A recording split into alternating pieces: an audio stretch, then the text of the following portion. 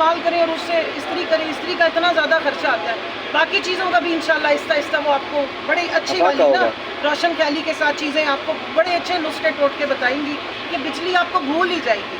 وہ جو غاروں کے دور میں لوگ رہتے تھے وہ بلا کوئی بجلی استعمال کرتے تھے, یا آپ کے جو آباء و اجداد تھے 3-4 نسلیں پہلے وہ کون سا بجلی استعمال کرتے تھے.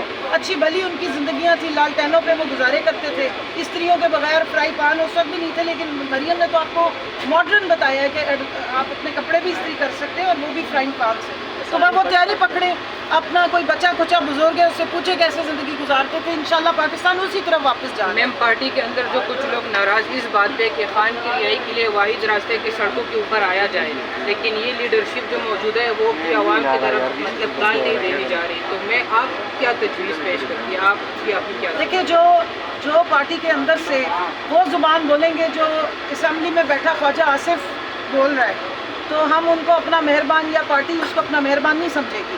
یہ موجودہ لیڈرشپ ہے جس نے عمران خان کی غیر موجودگی میں ان کے حکم پہ اپنے آپ کو بھی بچایا, پارٹی کو تیار کیا, تنظیمیں کھڑی کی اور پارٹی کے کینڈیڈیٹس تیار کیے اور الیکشن میں لے کے گئے.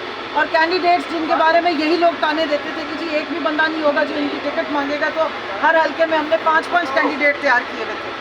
اس کے بعد آج کل ہماری کور کمیٹی کی میٹنگ ہوئی ہے اور مکمل اعتماد ہے ہمیں اپنی تمام لیڈرشپ پہ, بشمول میرے. ہم سب نے وہاں ریزولوشن بھی پاس کی ہے اور میں اپنے کارکنان سے ریکویسٹ کروں گی کہ یہ اس سازش میں مت آئیں. جب 3-4 جگہوں سے ایک جیسی آوازیں اٹھیں تو سمجھیں, اور یہی والی سازش کی تھی جب انگریز اس بر صغیر میں آیا تو, اور اسی طرح اندر گھس کے اندر انفلٹریٹ کر کے اندر کی فائٹنگ کرا کے اس نے کنٹرول کیا تھا. جو ہسٹری پڑھتے ہیں وہ دیکھ لے کہ انگریز کوئی فوج ساتھ لے کر نہیں آیا تھا, وہ خود آئے تھے اور باقی بندے انہیں یہیں سے لوکل مل گئے تھے. تو آپ ان کے لوگوں کے جو سازشیں کر رہے ہیں اور جو ہمارے باہر بیٹھے ہوئے ہیں اور جو چاہتے نہیں ہیں کہ خان صاحب باہر ہیں, ان کو واحد رستہ نظر آ رہا ہے. کیونکہ واحد جماعت ہے پی ٹی آئی جس نے ورسٹ قسم کی فسطائیت کا مقابلہ کیا اور پھر بھی سٹینڈ لیتی رہی, کھڑی رہی, آج تک کھڑی ہے جمہوریت کے لیے, آئین کے حدودوں کے یوتھ کے اندر. 9 مئی جیسا ایک جھوٹے فالس فلیگ آپریشن کا شکار ہوئے.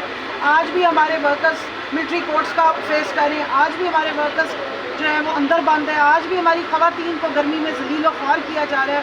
اور اس کے باوجود بھی ہم سب ڈٹے ہوئے ہیں. الیکشن بھی لڑا, فارم 47 کے باوجود بھی ہر اسمبلی میں ہماری آواز اب آپ کو سنائی دے رہی ہے. تو ان آوازوں کو اگر دبانے کا واحد راستہ ہے تو ہم آپس کی لڑائیوں میں